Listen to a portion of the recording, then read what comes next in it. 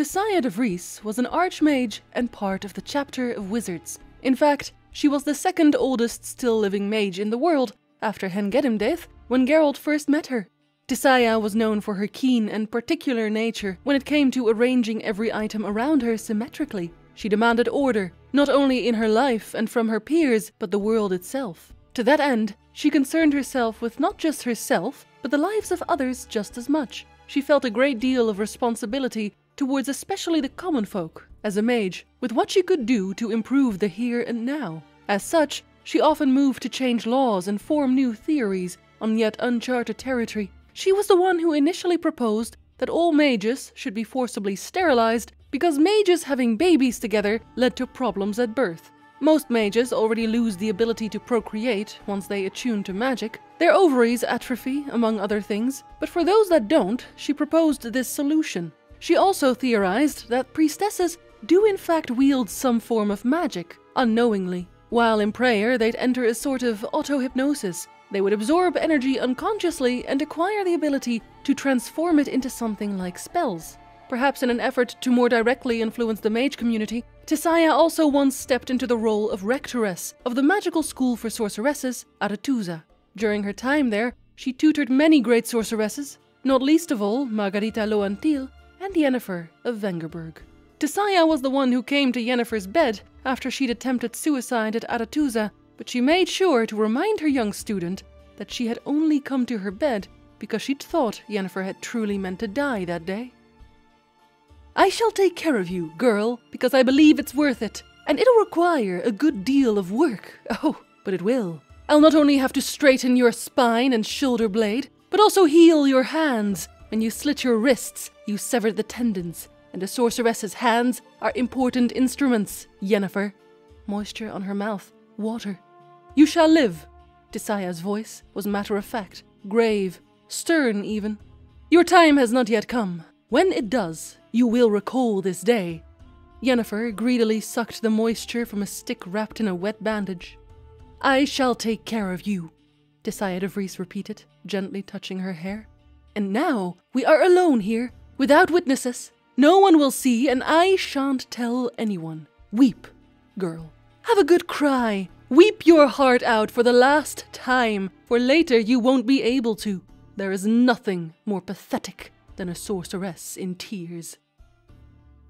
Many years after her role as rectoress had passed, Tissaia traveled back to Thanet and her beloved school to attend the ball arranged for various high-ranking mages. A ball that she, Vilgefortz, and Terranova had agreed to set up so that they might convene the chapter and council. They meant to discuss politics, of course. As Tissaia had not yet known at the time that Vilgefortz was a traitor, she agreed gladly. And so, she found herself in Gorsvellen, the town near Thanet, alongside her old pupil, Margarita.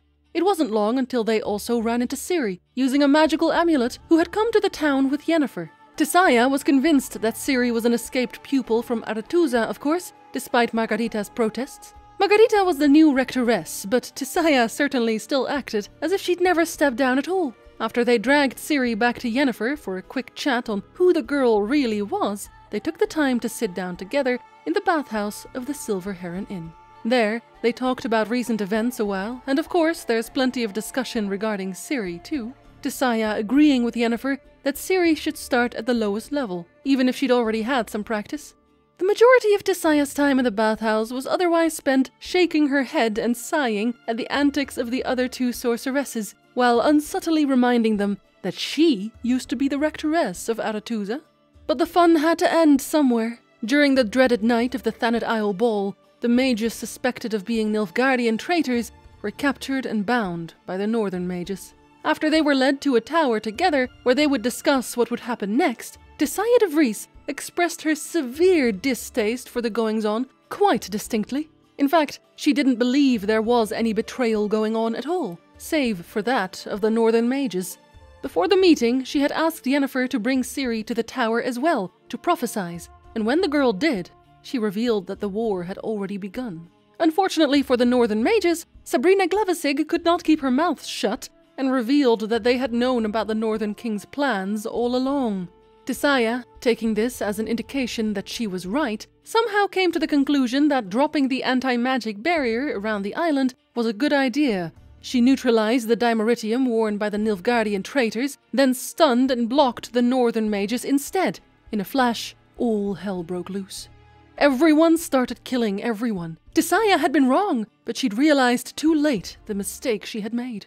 At that point, she tried her best to protect the northern mages, calm the Nilfgaardian traitors, but Vilgefortz just mocked her and laughed at her. She lost her mind entirely after that and fled the tower. We find her again at the top of a set of stairs, her hair disheveled and her face covered in dust. She had gone somewhat mad, casting crazy spell after crazy spell. Orbs of fire and lightning exploded from her hands. Triss yelled at her to stop.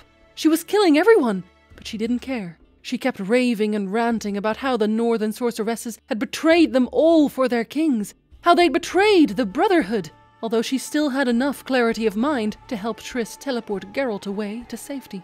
After everything was said and done, Tissaia sits alone in her room, penning her final letter.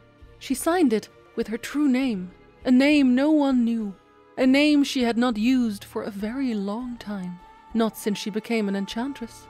Skylark. For a long while, she simply sat there, watching the sunset. She looked out over the roofs of houses with ordinary people, with ordinary problems. She straightened her hair, smoothed her dress. She thought long and hard about all these very ordinary things. When she heard the heavy boots of soldiers, she thought they'd come for her, and still did not care. They had not come for her. They didn't need to. She opened the drawer in the dresser and took out a short knife with a bone handle. Her face was proud and fixed, expressionless. It was quiet in the house, so quiet, the sound of a wilted petal falling on the tabletop could be heard. The sun, as red as blood, slowly sank below the roofs of the houses. Tissaia de Vries sat down on the chair by the table, blew out a candle, straightened the quill lying across the letter one more time, and severed the arteries in both wrists. She had been unable to live with the guilt and regret after the events on Thanet Isle, knowing that she had been the cause of so much bloodshed, and after Hen-Gedimdaith had perished during that night on the island, the now oldest mage in the world followed him into the next world.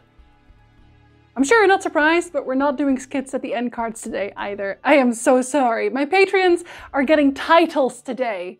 I hope you appreciate those too.